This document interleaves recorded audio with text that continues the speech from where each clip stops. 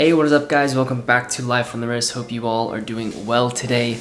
We're going to be looking at another piece, another vintage watch. We're going to be looking at this Omega automatic from 1949. I think this is a perfect description of the incredible pieces that Omega made from a design perspective, but also from a movement perspective. This is housing one of the first series of bumper or automatic movements that Omega produced. And I think, obviously from a technical aspect, that's really incredible in the history of Omega, but I also think from a design perspective, this is exactly what you're looking for. Let me see if I can get this to focus here. This is exactly what Omega was capable of in the 1940s and 50s when they produced stainless steel pieces. It really is a phenomenal example. It also has a lot of the things that I really like: time only, applied hour markers, applied Omega logo, and a little nod to my love for Breguet numerals with the applied 12 o'clock hour markers. So very excited to show you this piece and dive into it. So without further ado, let me flip perspectives so you can take a look at this watch. All right, so today we're going to be taking a look at this Omega automatic that I spoke about in the introduction. Again, bear with me while I'm still working out the kinks of this camera, but this is a really beautiful example of what Omega produced during their history. I think some of the best watches that you can find from Omega are actually the stainless steel time-only pieces that they produced during the 1940s, 50s, and 60s. I think this is an excellent example of just that. So this is an Omega automatic from 1949. This was, like I said, a really great time for Omega, and really demonstrated what they were capable of when it came to case construction, movement creation, and just general aesthetics when it comes to producing watches.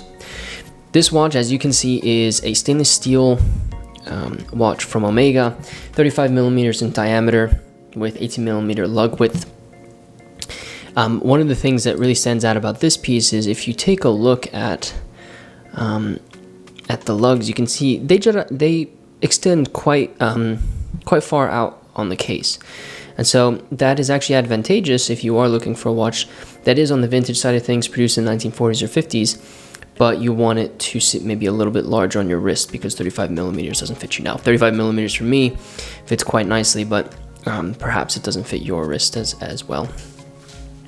Omega produced a couple of lines of watches. Obviously, the famous Omega Seamaster is one of those. Omega Automatics was another version of it, another line of watches they produced. They also produced lines of watches like the Omega Genève grouping of watches. And so, sorry about the focus here. I'll still trying to learn how to use this camera. I know I've said that for a couple of videos now, but still is the case. So yeah, Omega produced a couple of lines of watches during their existence. Omega Genève being one of them, Omega Seamaster being one of them as well. And this is part of the Omega automatic line, so it has an automatic movement inside of it, which I will get to in just one second. And in my opinion, I think one of the biggest salient points of this watch is how simplistic it is. If you look at this watch and you compare it to maybe some other Omegas, the simplicity of the case creation, the dial, all of that, I think really makes this watch stand out quite significantly. So, as I mentioned, I was going to speak about the movement inside of this piece. If you are a follower of Life on the Wrist and you've seen some of our other videos, you will probably have seen a video that we released a couple of weeks ago about another Omega automatic that we had in for for the channel. That piece was actually in yellow gold and had very similar design aesthetics as the one that you're looking at here. However, they both used the same caliber movement, which I thought was quite unique. This one, the movement that is used is the caliber 342. The caliber 342 is one of Omega's first series of automatic movements. The movement is a bumper movement and was initially produced under the name caliber 28.10 RAPC. And this was produced from 1942 to 1949.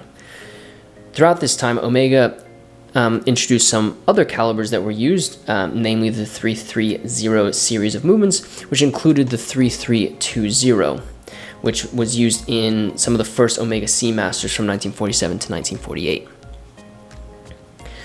Omega then introduced the caliber 342, which is the one that you see in this watch right here, in 1949, and used it through until 1955. So not only does this watch have fairly pleasing aesthetic looks to it, it's significant in sort of the history of the automatic movements that were produced by Omega in the 1940s and 50s. What's really unique about this is this, like I mentioned, dates to 1949, so it was one of the first series of 342 movements that was actually put into an Omega watch. They were produced in very high volumes. I think into the millions of these movements were produced by Omega. So a fairly tried and true bumper movement inside of this. I again apologize for the focus.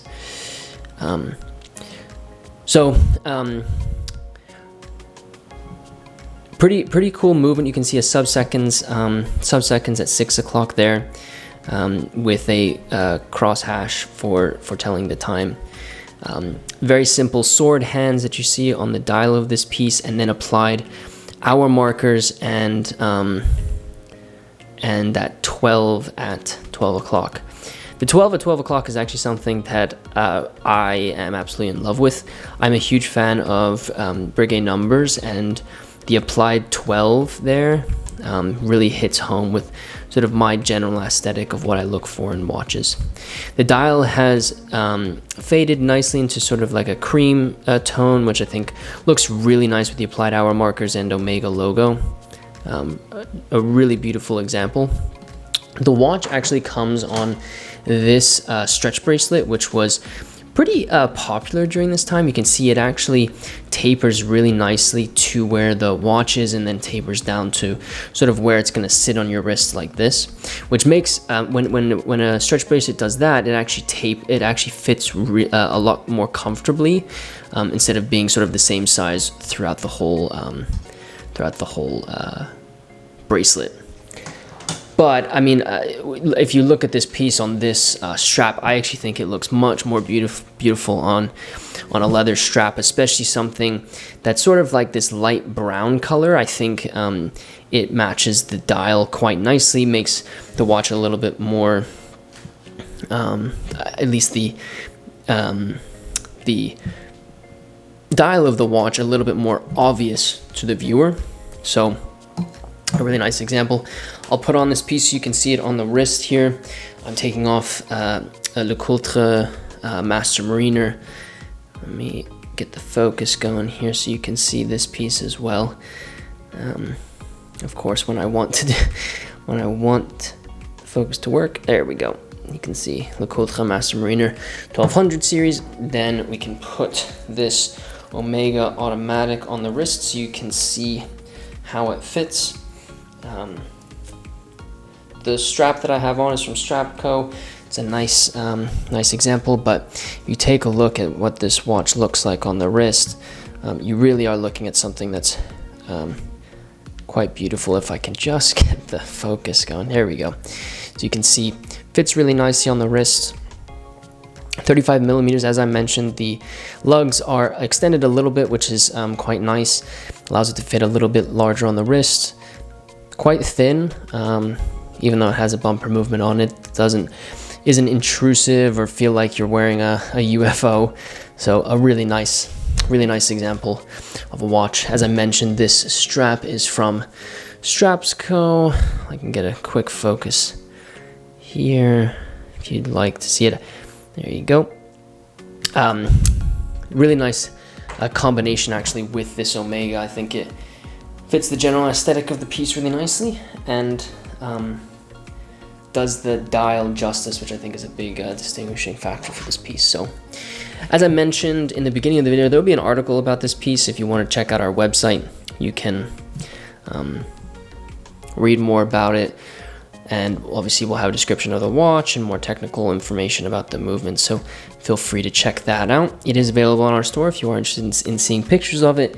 You can take a look there. There'll be links in the show notes. Excuse me, I think I'm not recording a podcast right now. There'll be a link in the description of this video if you'd like to check that out as well.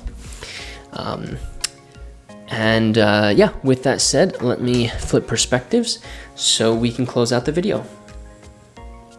I hope you enjoyed taking a look at this really phenomenal Omega automatic. As I mentioned, there will be an article on Life on the Wrist if you want to read more about this piece, and it is also available on our shop if you want to take a look at it there. I think, as I mentioned in this video, the movement is a significant part of Omega's history. I also think the design is demonstrative of what they were capable of doing during that time, and why Omega is such a phenomenal vintage brand if you are interested in collecting vintage Omega. You've probably heard that multiple times, but I will say it again if you haven't heard it. I hope you enjoyed this video. If you are new to Life on the Wrist, be sure to subscribe to the channel and share this with a friend who might be interested in watches. I create videos about watches, a range of topics from modern to vintage to watch news to watchmaking. So if you are interested in those topics, subscribe and let your friends know so they can join the Life on the Wrist family. If you wouldn't mind hitting the like button for me, it really does help me out.